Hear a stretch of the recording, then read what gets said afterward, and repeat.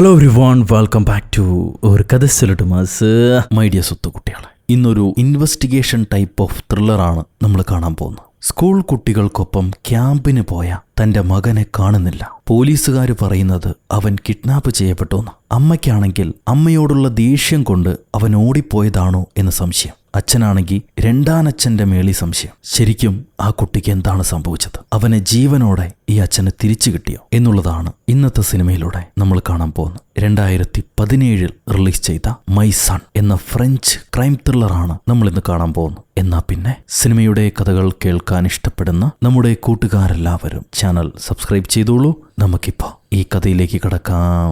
ഈ സിനിമയുടെ തുടക്കത്തിൽ വിദേശത്തുള്ള അച്ഛനൊരു ഫോൺ കോൾ ലഭിക്കുന്നു. ജൂലിയൻ, ഇത് മേരിയാണ്. നീ എവിടെയുണ്ടെങ്കിലും എത്രയും പെട്ടെന്ന് നാട്ടിലേക്ക് വരണം. നമ്മുടെ മാത്യൂസ്, അവൻ എന്തോ സംഭവിച്ചിരിക്കുന്നു. അവനെ കാണുന്നില്ല. നിങ്ങൾ എത്രയും പെട്ടെന്ന് നാട്ടിലേക്ക് വരണം. ഈ കോൾ കേട്ട അടുത്ത നിമിഷം ഹീറോ നാട്ടിലേക്ക് പുറപ്പെടുകയാണ്. തന്റെ ഒരേ ഒരു മകൻ, അവൻ എന്ത് സംഭവിച്ചു? അച്ഛൻ അറിയില്ല. 7 വയസ്സ് മാത്രമാണ് തന്റെ മകന് പ്രായം. ഭാര്യയാണ് ഹീറോയെ കരഞ്ഞുകൊണ്ട് വിളിച്ചിരിക്കുന്നത്. ഹീറോ അപ്പൊ തന്നെ പുറപ്പെടുമെങ്കിലും വിദേശത്തായതുകൊണ്ട് നാട്ടിലേക്ക് എത്താൻ 2 ദിവസം വൈകുന്നുണ്ട്. തന്റെ മോനെ കാണാതായ സ്ഥലത്തേക്കാണ് ഹീറോ നേരെ ചെല്ലുന്നത്. അവിടെ കുറെ പോലീസുകാർ കാവലുണ്ടാക്കും. ഹീറോയും ഭാര്യയും ഡിവോഴ്സ് ആയവരാണ്, എന്നാലും പരസ്പര സ്നേഹമുണ്ട്. ഹീറോ ഓടി വന്ന് ഭാര്യയെ കണ്ട് അവളെ സമാധാനിപ്പിക്കുന്നു. അത് കഴിഞ്ഞ് കുഞ്ഞിനെ കാണാതായ സ്ഥലം അത് ഹീറോ വിസിറ്റ് ചെയ്യാണ്. ഒരു ഫോഗ് ക്യാമ്പിനായിരുന്നു കുഞ്ഞ് വന്നിരുന്നത്. കൂടെ മറ്റു കുട്ടികളും ഉണ്ടായിരുന്നു. ഈ ക്യാമ്പ് സെന്ററിന് അടുത്തന്നെ സ്ഥാപിച്ചിരുന്ന ചെറിയ കൂടാര ക്യാമ്പിൽ നിന്നാണ് കുഞ്ഞിനെ കാണാതായിരിക്കുന്നത്. കുഞ്ഞിന്റെ സ്ലീപ്പിംഗ് ബാഗ് എവിടെയാണെന്ന് ഹീറോ ഈ കൂടാര ക്യാമ്പ് വിസിറ്റ് ചെയ്തിട്ട് ചോദിക്കും. പോലീസുകാരൻ പറയും സ്ലീപ്പിംഗ് ബാഗോട് കൂടിയാണ് കുഞ്ഞിനെ കാണാതായിരിക്കുന്നത്.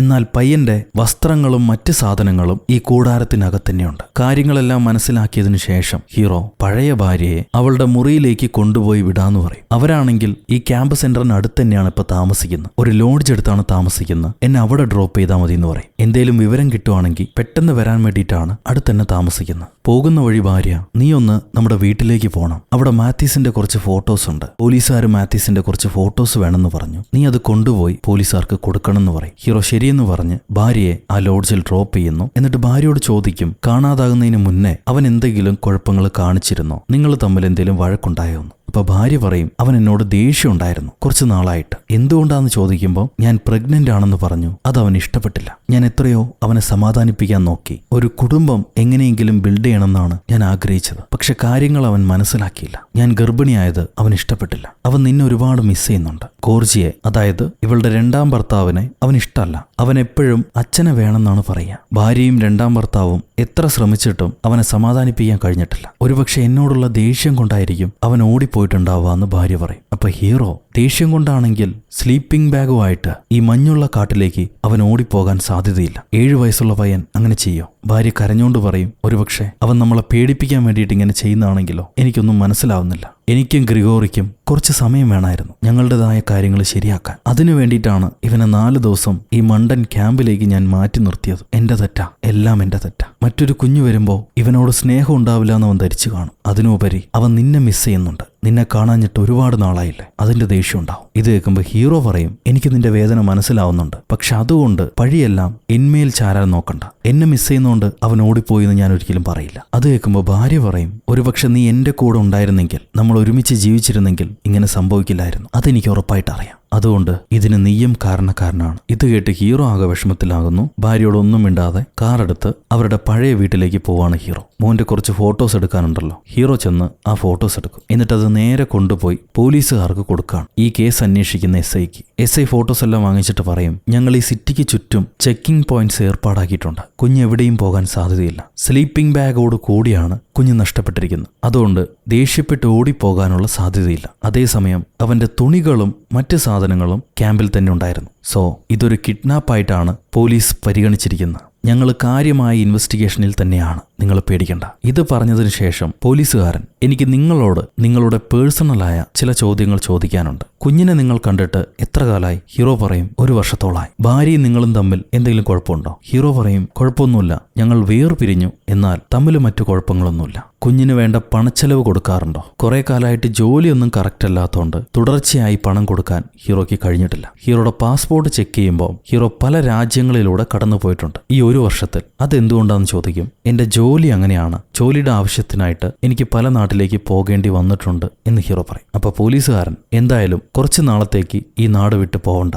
എൻക്വയറി കഴിഞ്ഞിട്ടേ നിങ്ങൾ പോകാൻ പാടുള്ളൂ, അതുവരെ ഇവിടെ തന്നെ നിൽക്കണം എന്ന് പറയും. അതിന് ഹീറോ, എന്റെ കുഞ്ഞിനെ കിട്ടാതെ ഞാൻ എങ്ങോട്ട് പോകാൻ, ഞാൻ ഇവിടെ തന്നെ കാണും, നിങ്ങൾ അനുവദിക്കുമെങ്കിൽ നിങ്ങളെ സെർച്ചിനും ഞാൻ നിങ്ങളെ കൂടെ കൂടാന്ന് പറയും ഹീറോ. പോലീസുകാർ അതിന്റെ ആവശ്യമില്ല, സെർച്ചിന് ഞങ്ങൾ പോലീസ് തന്നെ ഉണ്ട്, ഞങ്ങൾ നോക്കിക്കോളാന്ന് പറയും. അത് കഴിഞ്ഞ് ഹീറോ വീണ്ടും ഇവരെ പഴയ വീട്ടിലേക്ക് ചെന്നിട്ട് മോന്റെ ആക്ടിവിറ്റീസ് ഒക്കെ റെക്കോർഡ് ചെയ്ത ഒരു ക്യാമറയുണ്ട് അവിടെ, അതെടുത്ത് പരിശോധിക്കും. അതിൽ മോൻ അവസാനമായിട്ട് ആ ക്യാമ്പിലേക്ക് പോകുന്നത് വരെയുള്ള ഒരുപാട് ക്ലിപ്സുകൾ റെക്കോർഡ് ചെയ്തിട്ടുണ്ട്. ക്യാമ്പിലെ ചെറിയ ആക്ടിവിറ്റീസും ഉണ്ട്. ഇതെല്ലാം ഹീറോ വാച്ച് ചെയ്യും. അതിനു മുന്നേ അവരെ ഫാമിലി പരമായിട്ടുള്ള കാര്യങ്ങൾ രണ്ടാനച്ഛൻ റെക്കോർഡ് ചെയ്തതും ഹീറോ വാച്ച് ചെയ്യുന്നുണ്ട്. മോൻ ആ ക്യാമ്പിലേക്ക് പോകുമ്പോൾ തന്നെ അപ്സെറ്റ് ആയിരുന്നു, അവന് ക്യാമ്പിൽ പോകുന്ന ഇഷ്ടമല്ല. ഇതെല്ലാം കണ്ടതിന് ശേഷം ഹീറോ ഭാര്യ ഇപ്പൊ താമസിക്കുന്ന ആ ലോഡ്ജിലേക്ക് വരുന്നു. അവിടെ ഭാര്യയുടെ രണ്ടാം ഭർത്താവ് ഉണ്ടാവും, ഗ്രിഗറി. പുള്ളിക്കാരൻ ഹീറോയെ ആ ലോഡ്ജിലേക്ക് സ്വീകരിക്കുന്നു. ഹീറോ ലോഡ്ജിൽ കയറിയിട്ട് മേരി എവിടെയാണ്, അവൾക്ക് എന്ത് പറ്റിയെന്ന് ചോദിക്കും. ഭാര്യയെ കാണുന്നില്ല. മേരിക്ക് ഉറക്കം വരാത്തോണ്ട് അവൾ ഉറക്ക ഗുളിക കഴിച്ചിട്ട് കിടക്കുകയാണ്. അവളെ ഇനി വിളിക്കേണ്ട ആവശ്യമില്ലല്ലോ എന്ന് പറയും ഗ്രിഗറി. ഹീറോ കുഴപ്പമില്ല എന്ന് പറഞ്ഞിരുന്നിട്ട്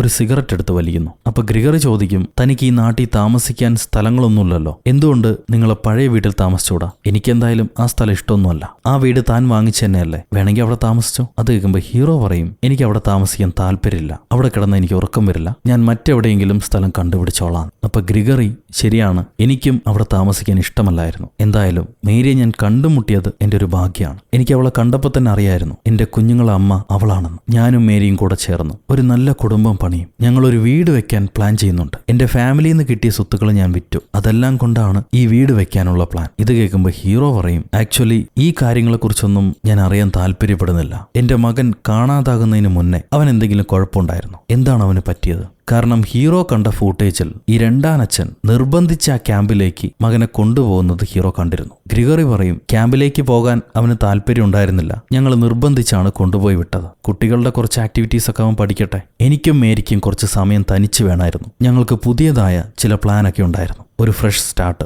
അതിനു വേണ്ടിയിട്ടായിരുന്നു അവനെ മാറ്റി നിർത്തിയത്. എന്തായാലും മേരിക്ക് എന്നെ വേണം, അവളുടെ കൂടെ ഞാൻ എപ്പോഴും വേണം, അതിനു മുകളിൽ മറ്റൊന്നുമില്ല. അതല്ല ശരി. ഇയാളുടെ ഈ സംസാരമൊന്നും ഹീറോയ്ക്ക് പിടിക്കുന്നില്ല, ഇയാളിൽ എന്തോ കുഴപ്പമുള്ളതുപോലെ. ഈ രണ്ടാം ഭർത്താവ് മേരിയെ മോശം അവസ്ഥയിൽ ബെഡ്റൂമിൽ വെച്ച് വീഡിയോ ഷൂട്ട് ചെയ്തിട്ടുണ്ട്. അതൊക്കെ ഇയാള് വീഡിയോ ക്യാമറയിൽ റെക്കോർഡ് ചെയ്ത് വെച്ചിരിക്കുക. മേരിയെ ഷൂട്ട് ചെയ്ത് കഴിഞ്ഞ് സ്വന്തം മുഖവും ഇയാള് കണ്ണാടിയിലൂടെ നോക്കുന്നുണ്ട്, എന്തോ ഒരു കോംപ്ലക്സ് ഉള്ളതുപോലെ. ഇതെല്ലാം ഹീറോ കണ്ടിരുന്നു. ഇപ്പൊ പ്രസന്റിൽ ഞങ്ങൾ കെട്ടാൻ പോകുന്ന വീട് ഏതാണെന്നും പറഞ്ഞ് പെട്ടെന്നതാ ഗ്രിഗറി ഒരു മാപ്പ് എടുത്തോണ്ട് വന്ന് ആ വീടിന്റെ പ്ലാൻ എല്ലാം കാണിക്കും. സൂര്യൻ ഉദിച്ചു വരുന്നത് മേരിക്ക് ബാൽക്കണിയിൽ ഇരുന്നാൽ കാണാം. വലിയ വീടാണ് ഞങ്ങൾ പണിയുന്നത്, അവൾക്ക് ഒരുപാട് ഇഷ്ടാവും. ആ വലിയ വീടിന്റെ പ്ലാൻ കണ്ടിട്ട് ഹീറോ ചോദിക്കും, ഇതിനും മാത്രം പണം എവിടെയാണെന്ന്. ഗ്രിഗറി പറയും, ഞാൻ പറഞ്ഞില്ലേ എന്റെ പാരന്റ്സ് തന്ന വീട് ഞാൻ വിറ്റു, പിന്നെ നിങ്ങളെ വീടല്ലേ അത് ഞാൻ വിൽക്കാൻ പ്ലാൻ ഇട്ടിരിക്കുക, അതും വിറ്റ് കഴിഞ്ഞാൽ ആവശ്യത്തിന് പണമായി. ഇത് ഗ്രിഗറി പറഞ്ഞുകൊണ്ടിരിക്കുമ്പോ തന്നെ ഹീറോ ഫൂട്ടേജിൽ കണ്ട മറ്റൊരു കാര്യം ആലോചിക്കും. മോൻ കളിച്ചുകൊണ്ടിരുന്നത് ഗ്രിഗറിക്ക് ഇഷ്ടപ്പെട്ടില്ല. അവനെ നിർത്താൻ പറയും, നമുക്ക് ഇവിടുന്ന് പോണം. ഓരോ തവണയും അവനിങ്ങനെ തലവേദനയാക്കിക്കൊണ്ടിരിക്കുക. എനിക്കിതൊന്നും പൊറുക്കില്ല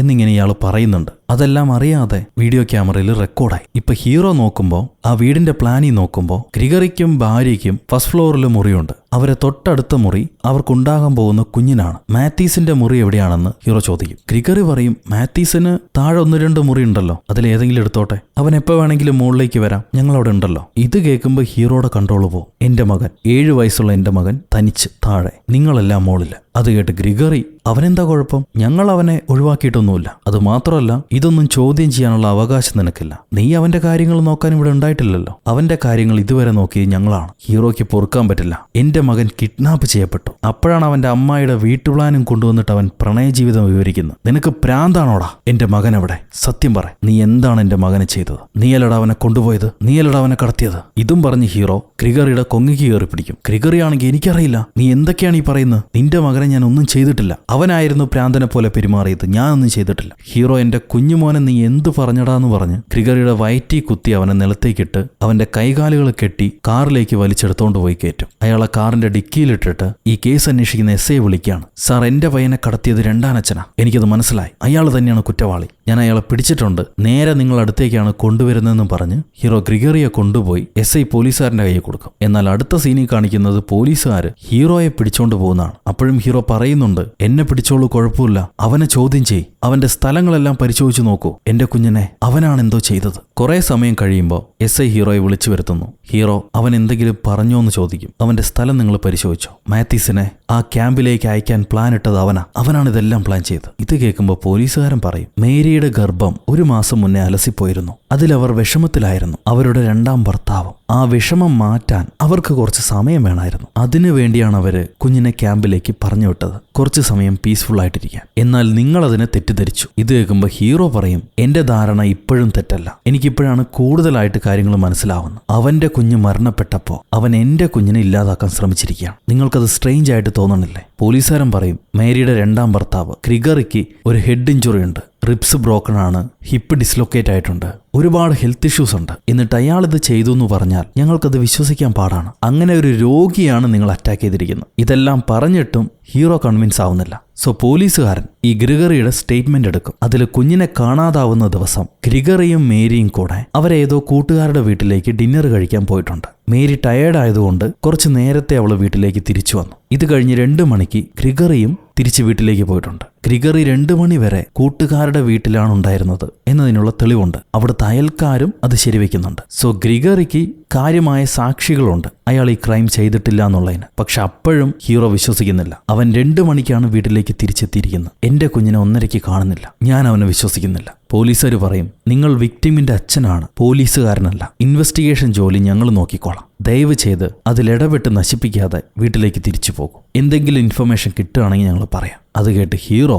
നിങ്ങൾ നിങ്ങളുടെ ജോലി ചെയ്തോളൂ, ഞാൻ എന്റെ ജോലി ചെയ്തോളാം. കാണാതായത് എന്റെ മകനാണ്. ഇതും പറഞ്ഞ് ഹീറോ അവിടെ നിന്ന് ഇറങ്ങി വരുന്നു. എന്നിട്ട് വീട്ടിൽ വന്നതിന് ശേഷം കുഞ്ഞിനെ ആ ക്യാമ്പിലേക്ക് കൊണ്ടുപോയി വിട്ടതിന്റെ ഫുട്ടേജ് വീണ്ടും ഇരുന്ന് കാണുകയാണ്. കുഞ്ഞിന് തീരെ താല്പര്യമില്ലായിരുന്നു ആ ക്യാമ്പിലേക്ക് പോകാൻ. മകൻ അവസാനമായി അവിടുത്തെ ക്ലാസ് റൂമിലേക്ക് കയറി പോകുന്നത് കണ്ട് ഹീറോ പൊട്ടിക്കരയാൻ തുടങ്ങും. പിറ്റേന്ന് രാവിലെ തന്നെ ഹീറോയുടെ എക്സ് വൈഫ് വരുന്നുണ്ട്, ഗ്രിഗറിയെ എന്തിനാണ് തല്ലിയെന്ന് ചോദിച്ചിട്ട്. ഹീറോ പറയും, തല്ലാനുള്ള കാരണമുണ്ട്. ഞാൻ നിങ്ങളുടെ വീട്ടിലേക്ക് വരുമ്പോൾ തന്നെ നീ ഉറങ്ങിപ്പോയി എന്നാണ് അയാൾ എന്നോട് പറഞ്ഞത്. നീ സ്ലീപ്പിംഗ് പിൽസ് എടുക്കുന്നത് ഞാൻ ഇതുവരെ കണ്ടിട്ടില്ല. മാത്രമല്ല, നമ്മുടെ മാത്തീനെ കാണാതിരിക്കുന്ന സമയത്ത് നീയുമായിട്ടുള്ള പ്രണയ ജീവിതം വിവരിക്കുകയും നിന്നോടൊപ്പം പുതിയ വീട് കെട്ടി താമസിക്കുന്ന കാര്യവും പറഞ്ഞ് അവൻ എന്നെ വെറുപ്പിക്കുകയായിരുന്നു. അതൊക്കെ ആ സമയത്ത് പറയേണ്ട കാര്യമെന്താ? പോരാത്തതിന് ഞാൻ കഷ്ടപ്പെട്ട് വാങ്ങിച്ച ഈ വീട്, നിനക്കും കുഞ്ഞിനും വേണ്ടി വാങ്ങിച്ച ഈ വീട് അവൻ വിൽക്കാൻ പോവാത്രേ. എനിക്കൊന്നും മനസ്സിലാവുന്നില്ല. അവൻ ഒരു പക്ഷെ നിന്റെ ബോയ് ഫ്രണ്ട് ആയിരിക്കാം, പക്ഷെ എനിക്ക് അവനൊരു പ്രാന്തനായിട്ടാ തോന്നണേ. അവൻ തന്നെയായിരിക്കും എന്റെ കുഞ്ഞിനെ അപായപ്പെടുത്തിയിട്ടുണ്ടാവും. ഇത് കേൾക്കുമ്പോൾ ഭാര്യ പറയും, അവനൊരു പ്രാന്തനായിക്കോട്ടെ,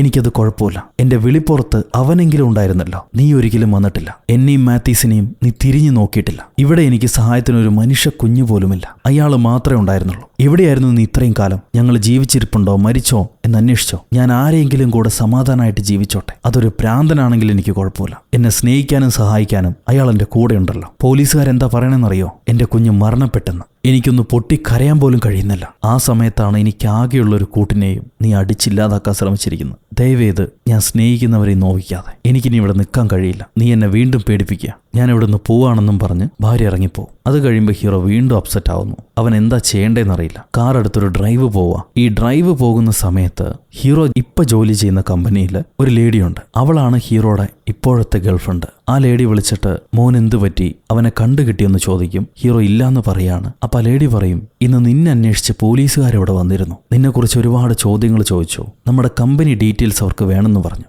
ഡോക്യുമെന്റ്സ് ഒക്കെ വേണമെന്ന് പറഞ്ഞു. ദയവേത് പോലീസിനെ നമ്മുടെ കമ്പനി കാര്യങ്ങളിൽ ഇടപെടുത്തരുത്. നീ ഇനിയും നമ്മുടെ കമ്പനിയിൽ വർക്ക് ചെയ്യുകയാണെങ്കിൽ പോലീസുകാരുടെ ശല്യം ഉണ്ടാവും. അതുകൊണ്ട് നിന്നെ കമ്പനിയിൽ നിന്ന് ഫയർ ചെയ്യാനാണ് പറഞ്ഞിരിക്കുന്നത്. മാത്രമല്ല, ഞാൻ നിന്നെ വിളിക്കുന്ന പോലീസുകാർ അറിഞ്ഞാൽ എനിക്കും കുഴപ്പമുണ്ടാവും. അതുകൊണ്ട് തെറ്റിദ്ധരിക്കരുത്. നമുക്കിത് ഇവിടെ വെച്ച് തന്നെ നിർത്താം. ഞാൻ നിന്നെ വിളിച്ചിട്ടില്ല എന്ന് വിചാരിച്ചാൽ മതി. എന്റെ കോണ്ടാക്ട് ഡിലീറ്റ് ചെയ്തേക്കെന്നും പറഞ്ഞ് ആ പുതിയ ഗേൾഫ്രണ്ട് കോള് കട്ടേ. സോ ഹീറോ ഏതോ ഇല്ലീഗലായിട്ടുള്ള ബിസിനസ്സിലാണ് പങ്കുചേർന്നിരുന്നത്. അതുകൊണ്ടാണ് ആ കമ്പനിക്കാർ പേടിക്കുന്നത്. എന്തായാലും ഇപ്പം ആ ജോലിയും പോയി കിട്ടി. അത് കഴിഞ്ഞ് ഹീറോ വീട്ടിലേക്ക് വന്ന് മോനെ ആ ക്യാമ്പിൽ കൊണ്ടുപോയി വിട്ടതിന്റെ ഫൂട്ടേജുകൾ അത് വീണ്ടും ഇരുന്ന് കാണും. അപ്പൊ അതിൽ ഇപ്രാവശ്യം സ്ട്രേഞ്ച് ആയിട്ടൊരു കാര്യം ഹീറോയുടെ കണ്ണിൽ പെടുന്നുണ്ട്. ഒരേ കാറ് ഈ ക്യാമ്പിന് ചുറ്റും 2-3 സ്ഥലത്ത് പാർക്ക് ചെയ്ത് കുഞ്ഞിനെ വാച്ച് ചെയ്യുന്നുണ്ടായിരുന്നു. ഒരു നിസാൻ കാർ. അതിലെന്തോ ഒരു കുഴപ്പമുള്ളതായിട്ട് ഹീറോയ്ക്ക് തോന്നും. ഹീറോ ഉടനെ ആ കാറിന്റെ നമ്പർ പ്ലേറ്റ് ഡീറ്റെയിൽസ് എടുത്തിട്ട് ഈ കാർ കമ്പനിയിൽ വർക്ക് ചെയ്യുന്ന തന്റെ ഒരു കൂട്ടുകാരനെ വിളിച്ച് ആ കാറിന്റെ രജിസ്ട്രേഷനും രജിസ്റ്റർ ചെയ്ത ആളുടെ അഡ്രസ്സും ചോദിക്കും. അത് എത്രയും പെട്ടെന്ന് കണ്ടുപിടിച്ച് അയച്ചു തരാൻ പറയും. പിറ്റേന്ന് ഹീറോയ്ക്ക്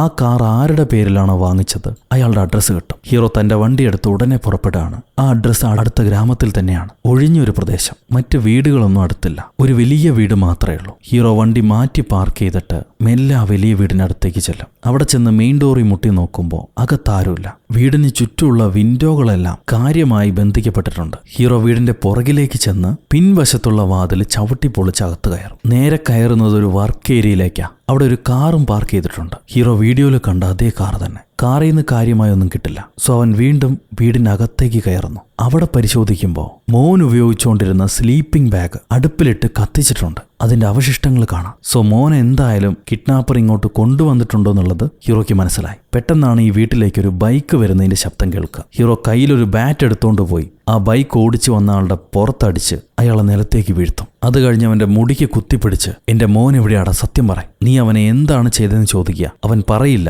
എന്നെ കൊണ്ട് പറയാൻ പറ്റില്ല എന്ന് പറയും. മോൻ എന്തായാലും അവൻ കടത്തിയിട്ടുണ്ടെന്ന് ഹീറോയ്ക്ക് മനസ്സിലായി. സത്യം പറ, അവനൊരു അക്ഷരം മിണ്ടുന്നില്ല. ഈ വർക്ക് ഏരിയയിൽ തന്നെ വെൽഡിംഗ് മെഷീൻ ഉണ്ട്, ചുട്ട തീ വാറുന്ന വെൽഡിംഗ് മെഷീൻ. അത് കത്തിച്ചിട്ട് ഹീറോ നിന്റെ മുഖം ഞാൻ കരിച്ചു കളയും, സത്യം പറയടാന്ന് പറഞ്ഞ് ചോദിക്കുക. അവന്റെ മുഖത്തിനടുത്തേക്ക് ഈ തീ കൊണ്ടുപോകുന്നുണ്ട്. അപ്പൊ ആ കിഡ്നാപ്പർ പറയും, എനിക്കൊന്നും അറിയില്ല, അവര് കുഞ്ഞിന്റെ ഫോട്ടോ കാണിച്ചു, കുഞ്ഞിനെ പിടിച്ചോണ്ട് വരാൻ പറഞ്ഞു, ഞാൻ കുഞ്ഞിനെ പിടിച്ച് അവർക്ക് കൊടുത്തു, ഇത്ര മാത്രമേ എനിക്ക് അറിയുള്ളൂ, എനിക്ക് വേണ്ട പണം അവർ തന്നു. അപ്പൊ ഹീറോ ചോദിക്കും, നീ ആർക്കാ കൊടുത്തതെന്ന്. അവൻ അറിയില്ല, എനിക്ക് ഓർമ്മയില്ല എന്ന് പറയാണ്. സോ ഹീറോ, നിനക്ക് എന്തായാലും ഓർമ്മ വരും, ഞാൻ ഇപ്പൊ ചെയ്യുന്ന പ്രവൃത്തി കൊണ്ട് നിനക്ക് ഓർമ്മ വരുമെന്ന് പറഞ്ഞിട്ട് അവന്റെ ഷൂ അഴിച്ച് വെറും കാലിലേക്ക് തീ അടിച്ച് അവന്റെ കാല് രണ്ടും പൊള്ളിക്കും. അപ്പൊ അയാൾ പെടഞ്ഞിട്ടുള്ള സത്യം പറയും, വൈറ്റ് റോക്ക് ബിൽഡിങ്ങിലേക്ക് ഞാൻ കൊച്ചിനെ കൊണ്ടുപോയി കൊടുത്തു, അതൊരു പഴയ റിസോർട്ടാണ്, അവർ ചോദിക്കുന്ന കുട്ടികളെ ഞാൻ കൊണ്ടുപോയി കൊടുക്കും, അത്ര മാത്രമേ എനിക്ക് അറിയുള്ളൂ. എന്തിനാണ് നീ കുട്ടികളെ കൊടുക്കണമെന്ന് ചോദിക്കുമ്പോൾ അവരാ കുട്ടികളെ എന്താ ചെയ്യണമെന്ന് എനിക്കറിയില്ല എന്ന് പറയാണ് ഇയാൾ. അതെന്തായാലും അവൻ പറയുന്നത് സത്യ, കാരണം ഇത്രയും പൊള്ളലേറ്റിട്ട് നുണ പറയേണ്ട ആവശ്യമില്ല. എന്നാൽ അവനോടുള്ള ദേഷ്യം ഹീറോയ്ക്ക് തീരുന്നില്ല. കരഞ്ഞുകൊണ്ടൊരു ഇരുമ്പ് ചെയിൻ എടുത്തു വന്ന് അവന്റെ തലക്കിട്ട് ആഞ്ഞടിക്കുക. അയാൾ ചത്തോന്നറിയില്ല.